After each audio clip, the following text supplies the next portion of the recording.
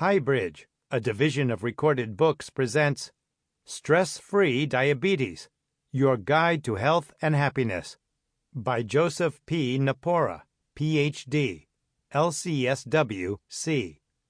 Read by Matthew Boston. Introduction. Chances are that what you have learned about diabetes management has focused on diet, exercise, medication, and checking your blood glucose levels, four essential aspects of effective glucose control. An equally significant factor in effective diabetes management is controlling stress. Keeping the stress of diabetes and of life in general at a minimum, an essential for treating diabetes, has been largely overlooked. After 35 years of counseling and educating people with diabetes, I have seen that the best managers of diabetes are both diabetes smart and stress smart. To successfully control diabetes, stress needs to be contained, avoided when possible, kept to a minimum when unavoidable. Even though you may have the strong support of family and friends and the guidance of healthcare providers, the ultimate responsibility for your diabetes care is yours. Diabetes care is 95 to 99% self-care. You are the one who lives with diabetes day by day, hour by hour. You are the one who is continually making decisions regarding glucose control. In most instances, you are the only one who can contain the stress of diabetes and other stress producers in your life. You probably have found diabetes stressful at least some of the time. You may find it distressing a lot of the time. In addition, you may be coping with some of the many everyday sources of stress. Excessive stress, excessive in intensity and/or duration, can seriously complicate diabetes management. A fascinating study illustrates how stress can affect blood glucose levels. A native Italian with type 1 diabetes was monitored continually using a glucose sensor attached to his skin. On the first day, his blood glucose level varied from 105 to 150 milligrams per deciliter.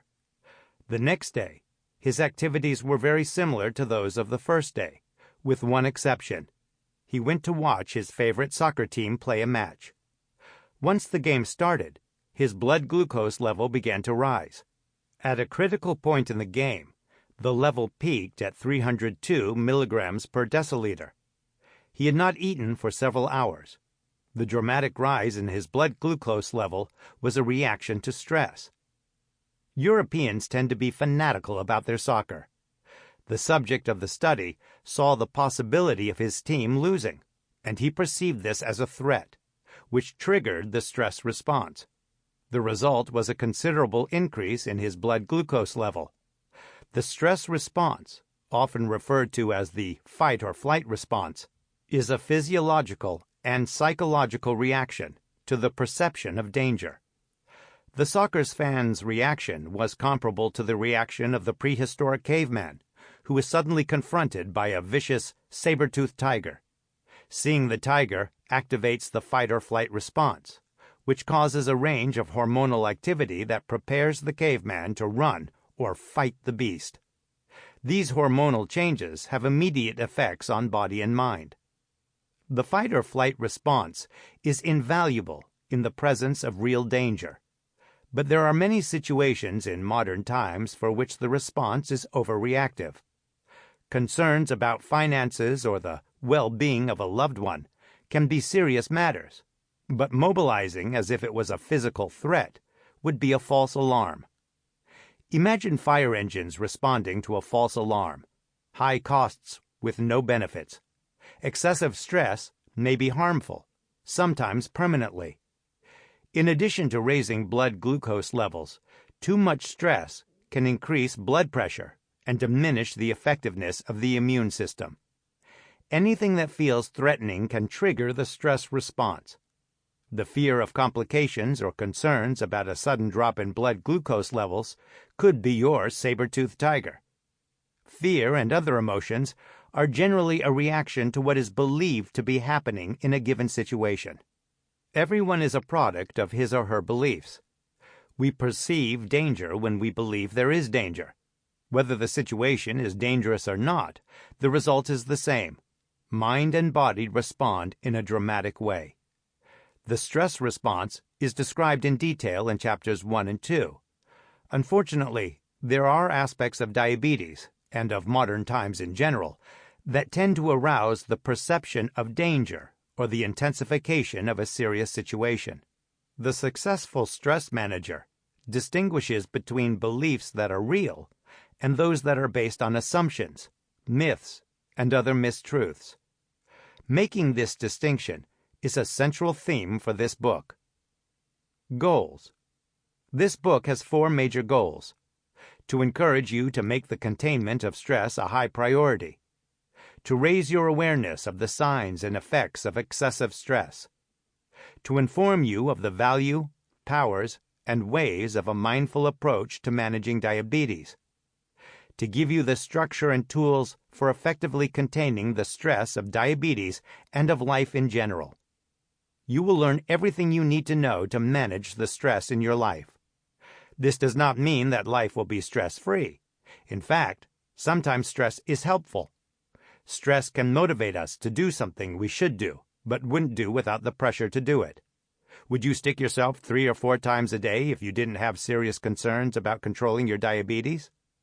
Managing diabetes well means avoiding unnecessary or excessive stress when it is possible, and minimizing the effects of stress when it is unavoidable. Organization. This book is organized into 4 sections. Part 1. The basics of stress. Part 2. A foundation for managing stress. Part 3. The tools for containing stress. And Part 4. Some final reflections on the power of a mindful approach to stress and diabetes control. Part 1. Part 1 covers the basics of stress, what it is and what it does. You will learn what causes stress and how to gauge your stress level. Chapter 1 describes in detail the connections among stress, the body, and diabetes. Chapter 2 is about the effects of stress on the mind and the subsequent impact on diabetes control. With these chapters, you will understand how stress complicates the control of diabetes and how it can be a hazard to your health in general. Part 2. Part 2 presents the infrastructure, the foundation for successfully managing stress. Chapter 3 introduces the concept of living mindfully, being mindful, being aware of what is going on, of what you are thinking and feeling, and of the range of choices in each situation is fundamental to all of the skills and techniques in this book. If you are operating on automatic pilot, acting habitually, and not being aware of the choices and possibilities that you have when challenged, then you are experiencing a lot of unnecessary stress.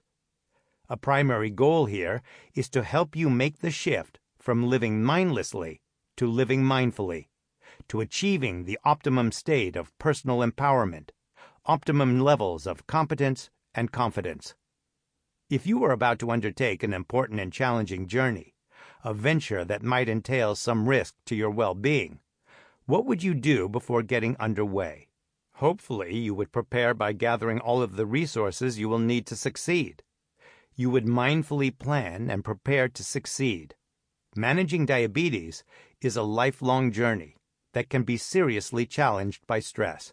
Having a mindful approach that uses a range of skills for avoiding or minimizing potential stressors is putting yourself in the best possible place for a successful journey. Mindful questions throughout this book will guide you in developing a mindful way of thinking and living, which is essential for controlling stress and diabetes. Questioning what is happening and why, and determining what choices you have, prevents the tendency to act and react automatically, or worse, impulsively. Asking the right questions often leads to the right answers. In Man is Not Alone, 1951, the eminent scholar and theologian Abraham J. Heschel wrote, "The question is the beginning of all thinking." In knowing how to ask the right question lies the only hope for arriving at an answer. A primary purpose of stress-free diabetes is to guide the reader to the right question for any situation that might be faced. In Chapter 4, you will learn the value of setting goals and how to set goals in a meaningful way. At the Johns Hopkins Comprehensive Diabetes Center and its affiliate programs, patients make a contract to achieve a goal, to make specific behavior changes. Making a contract for yourself is making a commitment, a vow to pursue a self-determined goal. Setting a goal, putting it in written form, and planning to achieve it maximizes the probability of getting where you want to be. Each of these steps is presented in this chapter. Diabetes arouses feelings that can be a major source of stress. In fact, the relationship between stress and emotions is cyclical. A feeling can cause stress that, in turn, intensifies the emotion, and vice versa. Stress can cause a feeling that increases stress. Although our tendency is to avoid unpleasant feelings, the sale of drugs to suppress discomforting feelings is a multi-billion-dollar business. You will learn in Chapter 5 how to make good use of feelings of sadness, anxiety, fear, and anger. You will learn how to use these unpleasant feelings to respond adaptively rather than to react impulsively or possibly destructively. If you accidentally put your hand on a hot stove, the pain is a vital signal to remove your hand before any more damage is done to it. In the same way, uncomfortable feelings can be a valuable signal to mindfully choose an appropriate response to what is causing the discomfort. Emotional control is not about eliminating negative feelings. It is about being emotionally smart and thereby recognizing and responding to these emotions effectively. For many individuals, interactions with other people are a primary source of stress. Perhaps you have someone in your life who is a member of the diabetes police, someone who continually tells you what to do or not to do to control your diabetes. Chapter 6 offers 3 essential people skills: communicating effectively, being assertive, and resolving conflicts, for dealing effectively with others in a variety of situations, and thus preventing unnecessary strife. Maintaining a positive and invigorating lifestyle will prevent a great deal of unnecessary and unwanted stress. Eating healthfully and exercising regularly are essential to a healthy lifestyle. Chapter 7 covers aspects of lifestyle that are not usually provided in books and educational programs, including the roles of creativity, gratitude, and support in having a healthy and productive way of living. You will learn how maintaining a balance of work, play, and rest is important, that fatigue caused by lack of sleep or by an overly heavy work schedule can often be relieved by some healthy fun. Part 3. Part 3 is your toolbox. It provides a range of tools for containing the stress of diabetes or any other stressor in your life. Each chapter covers a technique for preventing stress and/or keeping unavoidable stress to a minimum. Reframing, the subject of Chapter 8, is one of the most powerful tools for managing stress. With this technique, you recognize frames, beliefs, that are not working for you, and replace them with frames that have positive consequences. A central theme throughout the book is that choice is power, and reframing, changing a faulty belief to a sound and useful one, is always a choice. Each of us is a product of our beliefs. Some of us are victims of a belief system that is distorted or misdirected. Reframing means being keenly aware of that system and mindfully changing a frame that does not work to one that works for you. It is taking charge of your belief system, the engine that drives your thoughts, feelings, and behavior.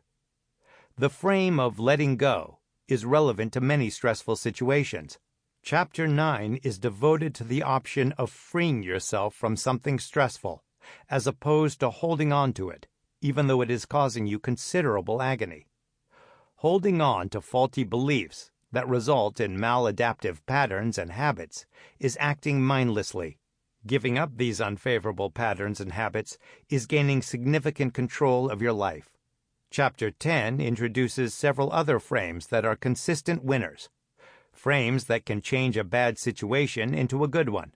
The frames of maybe, gratitude, and fascination are powerful stress busters included in the chapter. In contrast, the frames of perfection and denial are examples of sure stress builders. Frames that are sure losers are presented in Chapter 11. There are times when we may believe that life is just one problem after another. Certainly, managing diabetes is managing a variety of problems, often one after another. Being good at problem solving is an essential aspect of stress control.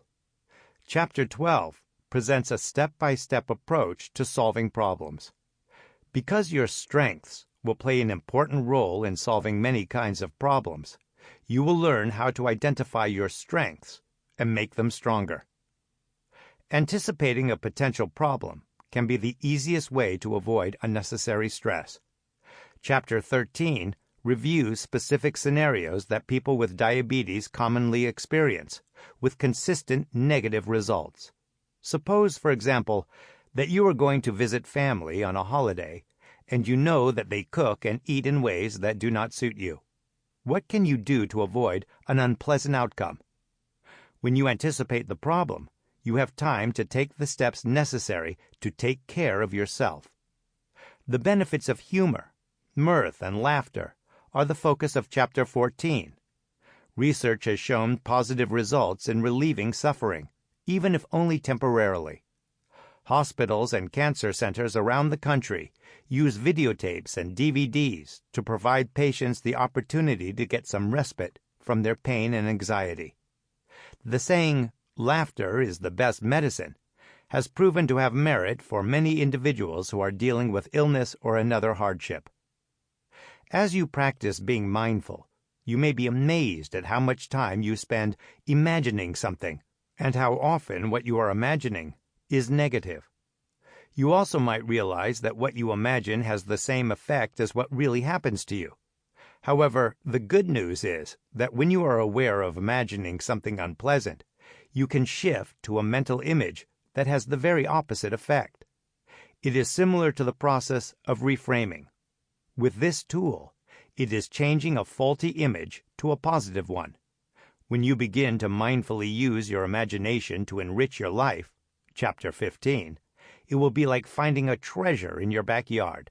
The possibilities are unlimited. Meditation, the subject of Chapter 16, is an effective and versatile stress buster, effective both in rapidly reducing stress and in developing a resistance to becoming stressed. Chapter 16 provides specific instructions for 3 types of meditation, including one that focuses on coping with diabetes. Part 4. Part 4, the afterword, offers my final reflections about the principles set forth in the book. When you have finished reading this book, you will know that in every moment there are choices and possibilities for you to not only take good care of yourself, but to also significantly enrich the quality of your life. By claiming the powers of the mindful approach, you can minimize the stress in your life and increase the control of your diabetes considerably. Part 1. Connecting the Dots, Stress and Diabetes. Chapter 1. Stress, Your Body, and Diabetes. Stress is a popular subject in today's society. You hear it mentioned often in conversation with friends and loved ones, when you turn on the television, walk into a bookstore, or read your daily newspaper. You are offered a variety of solutions to relieve day-to-day stress. The reality is that we have many potential stressors in our daily lives, from personal concerns at work or home to anxiety about the economy, the environment, crime, or terrorism. Or perhaps it is your children or parents who cause you to worry. There are countless sources of stress in modern life. A U.S. public health survey estimated that 70 to 80% of Americans experience at least some stress every 2 weeks and visit a physician each year for a stress-related problem. The constant and numerous demands of diabetes add more sources of stress. Concerns about diabetes, as well as the day-to-day management of it, can add yet another layer of stress. Here are some conditions and situations that tend to trigger stress for people with diabetes. The vigilance and discipline that diabetes control demands. Feeling deprived of favorite foods. Feeling inferior for having diabetes. A sense of isolation from family. A sense of loss. Fear of developing a complication. Having a complication. When necessities of life conflict with the necessities of diabetes care. The financial cost of diabetes care. Lack of understanding and support. Being overly dependent on others. Excessive unwarranted pressure from others. Blood glucose level not consistent with effort being made for good control. Concerns about hypoglycemia resulting from maintaining tight control. Dealing with the need to make well-established lifestyle changes, such as changing eating habits or stopping smoking. Lack of adequate medical services. Lack of knowledge about diabetes care. Any of these situations can be a serious deterrent to successful diabetes control, and the focus throughout this book will be on dealing effectively with any issue that is stressful or that could become distressing. But before presenting the means of controlling these stressors, let's look at what stress is and what impact it has on your health. In this chapter, the effects of stress on the body are addressed.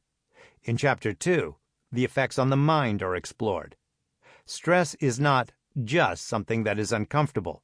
It can, in fact, cause significant damage to your body, including affecting your diabetes both directly and indirectly.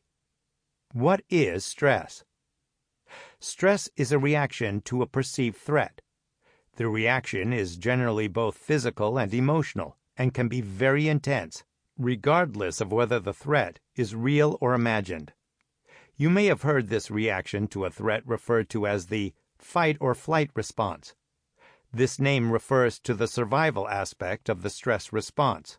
It prepares the body and mind to cope with the threat, to fight or escape danger. Not all stress is unhealthy.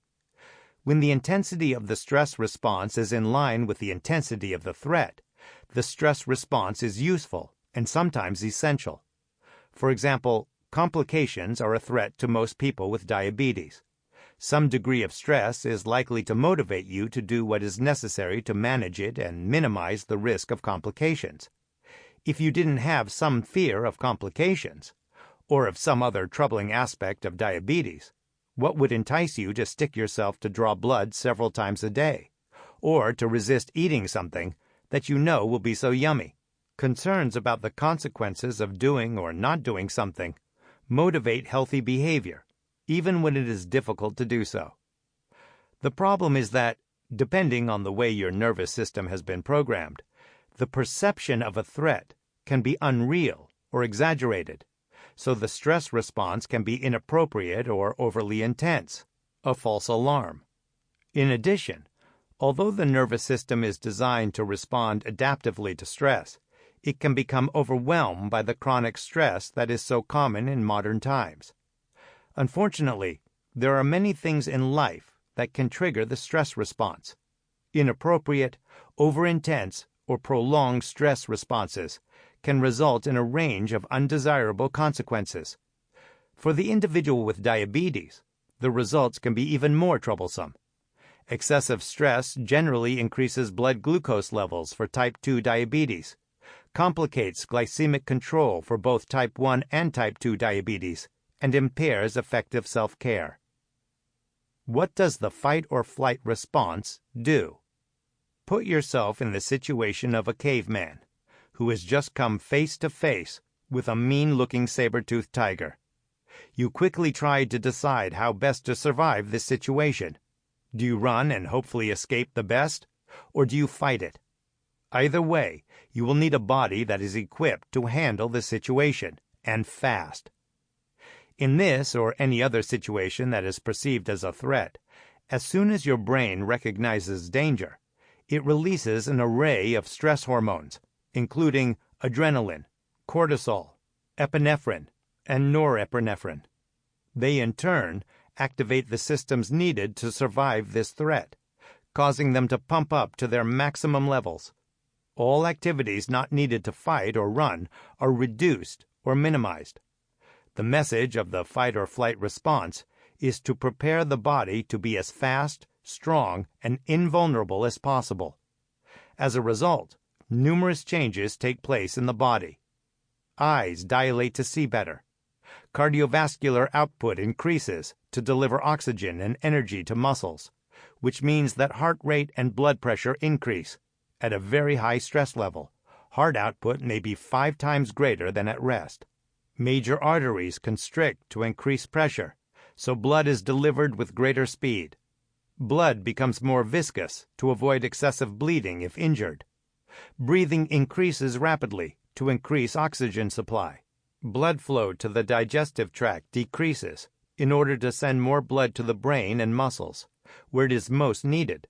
In fact, the digestive system pretty much shuts down. The discomfort of indigestion won't matter if you don't survive the tiger. Blood flow to the muscles in the arms and legs increases. The body's sense of pain is dulled. Immune system function diminishes. After all, fighting infection is secondary to surviving the jaws of a tiger. The reproductive system slows down. Menstrual cycles can become irregular or stop. Sperm count and testosterone levels may decline, perhaps explaining the problem of trying to have a baby under stressful circumstances. The kidneys conserve water by reabsorbing it into the circulatory system, which causes wear and tear on the kidneys. In fight or flight mode, hydration is essential, but there is no time to stop and have a nice beverage. The liver produces glucose to power the muscles and brain, raising the blood glucose level. As the level of glucose increases, more insulin is needed for the glucose to be used by the body cells for energy, which can be troublesome with diabetes. Each of the changes imposed by the fight or flight response can have undesirable consequences. The last 2 changes, an increase in glucose and an increase in demand for insulin, are of special concern with regard to managing blood glucose levels. Stress, real or imagined, can pose serious health problems for anyone, with or without diabetes. The cause of stress can be physical, such as an injury, surgery, or injury from an accident. Even having a cold or flu can hamper glucose control. Many stressors are mental, like concerns about work, family, the economy, and crime. Whether the stress is physical or mental, both the body and the mind are affected. With diabetes, there are the relentless demands that add both physical and emotional stress to the mix. Think about the stress you sometimes feel as a result of managing your diabetes day to day. Do you worry about developing complications, having an excessively low blood glucose level, or having to start using insulin? Does the daily regimen of testing and the vigilance and discipline required to maintain control wear you down? Remember that each time one of these concerns provokes anxiety or anger, your heart, blood vessels, kidneys, digestive and immune systems, and blood glucose level are disturbed. The cumulative effect of these disturbances can cause or worsen an illness, as well as impede effective diabetes control. The stress response was adaptive for the cavemen threatened by a hungry tiger. If he survived the beast, his body systems returned to normal. But there are numerous ways in which the fight or flight response can be activated in modern times, over and over again, and sometimes continually. Remember the Italian man, whose blood glucose level soared to 302 milligrams per deciliter while he was watching a soccer match? The possibility that his favorite team might lose the match was so alarming to him that it initiated the fight or flight response. The brain has not caught up with modern times. It tends to perceive far too many saber-toothed tigers. The stress response was intended to protect us from physical harm, but it reacts also to psychological threats, which can be unending. In fact, anything viewed as a threat can activate the stress response. The demands of diabetes add to the risk of such events occurring too often. Sample complete. Ready to continue?